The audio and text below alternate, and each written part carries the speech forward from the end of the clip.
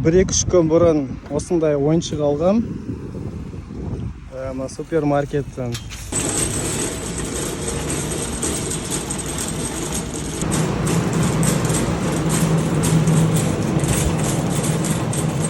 Арнайы осындай тапсыратын жер болады бұл супермаркетте.